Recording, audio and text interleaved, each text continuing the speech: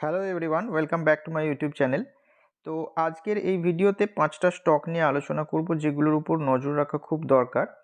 কিন্তু তার আগে চলুন দেখা যাক নিফটি ফিফটি কেমন পারফর্ম করেছে। তো দেখুন, নিফটি ফিফটি আজকে 0.35% মতো ডাউন গেছে, 76 টাকা 10 পয়সা মতো ডাউন গেছে।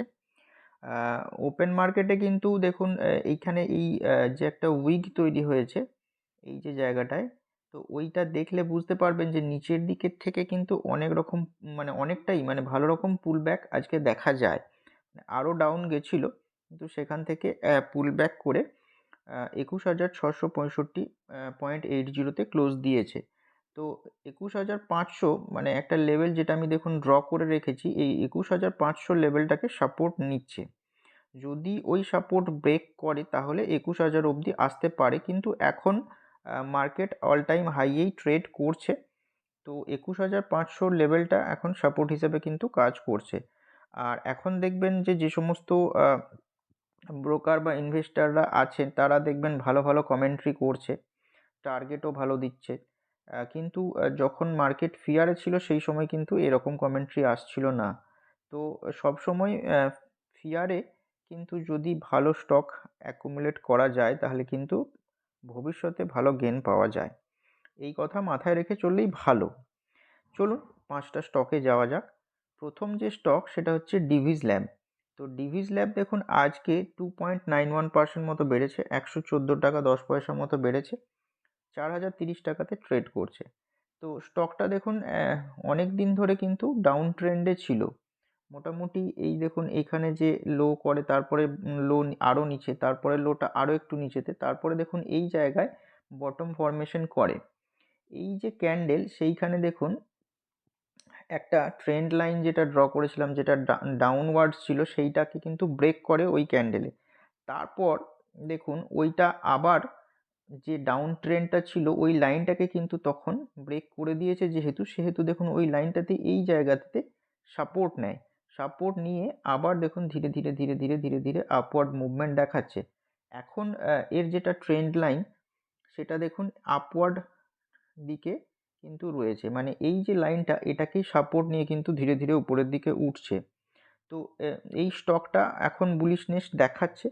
তার কারণ ফার্মাসিউটিক্যাল সেক্টর এবং কেমিক্যাল সেক্টর, যে কেমিক্যালগুলো মেনলি ফার্মাসিউটিক্যাল সেক্টরকে সার্ভিস প্রোভাইড করে, সেই সমস্ত সেক্টরের দেখুন স্টকগুলো কিন্তু এখন ভালো পারফর্ম করছে। তো স্টকগুলোর উপর নজর রাখবেন, যেহেতু এর ট্রেন্ড রিভার্সাল হয়েছে, তো সামনে কিন্তু কিছুদিন তেজি লক্ষ্য করা যেতে পারে। নেক্সট যে স্টক সেটা হচ্ছে এসএইচ কেলকার অ্যান্ড কোম্পানি। তো এসএইচ কেলকার অ্যান্ড কোম্পানি দেখুন এই যে 80 টাকার লেভেলটা, সেখান থেকে কিন্তু ধীরে ধীরে উপরের দিকে মুভ করছে। মোটামুটি এই যে ট্রেন্ড লাইন মেনটেন করেই দেখুন উপরে উঠছে। ওই লাইনের কাছাকাছি এলেই সাপোর্ট হিসেবে কাজ করছে এবং উপরের দিকে দেখুন পুল ব্যাক কিন্তু হচ্ছে। তো এই স্টকটাও কেমিক্যাল সেক্টরের স্টক।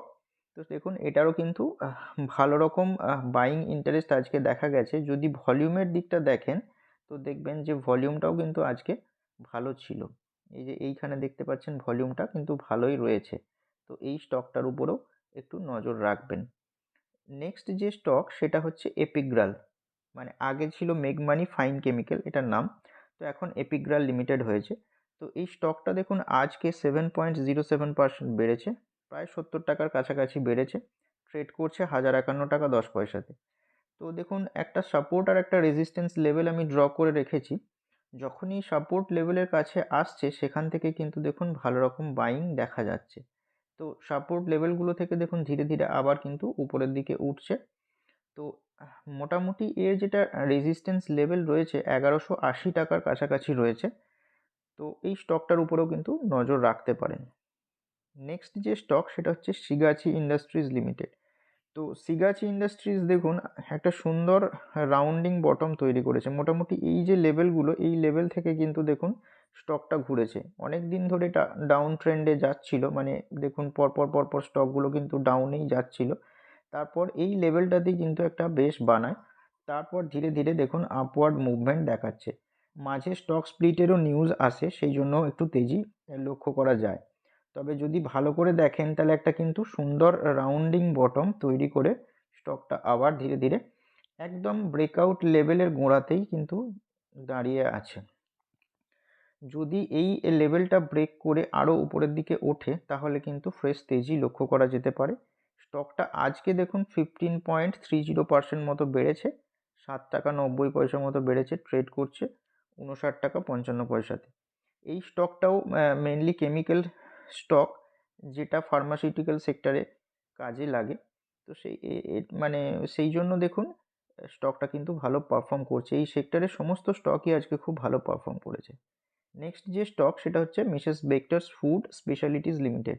তো এই স্টকটা নিয়ে আমি বহুদিন ধরেই আলোচনা করছি, ট্রেন্ড লাইনটাও আগে ড্র করে রেখেছিলাম। তো দেখুন এই ট্রেন্ড লাইনটাতে এখানে কিন্তু অনেকবার সাপোর্ট নেয়, তারপরে ওই ট্রেন্ড লাইনটা ব্রেক করে নিচে আসে। তো নিচে দেখুন এই জায়গাটায় কিন্তু এই জায়গায় কয়েকবার রেজিস্ট্যান্স ফেস করে, তারপর আবার দেখুন রেজিস্ট্যান্সটাকে ব্রেক করে আবার উপরে ওঠে, তখন আবার ওই ট্রেন্ড লাইনটাকেই দেখুন সাপোর্ট হিসেবে নেয়, পরে দুবার তিনবার দেখুন সাপোর্ট হিসেবে নিয়েছে। তো এই সমস্ত জায়গাগুলো থেকে আবার উপরের দিকে মুভমেন্ট দেখা যায়। তো এটা তো একটা আপওয়ার্ড ট্রেন্ড মেনটেন করছেই, তার সাথে সাথে এই যে লেভেলটা আমি ড্র করে রেখেছি এই লেভেলটাকেও দেখুন একটা সাপোর্ট হিসেবে ট্রিটমেন্ট করছে।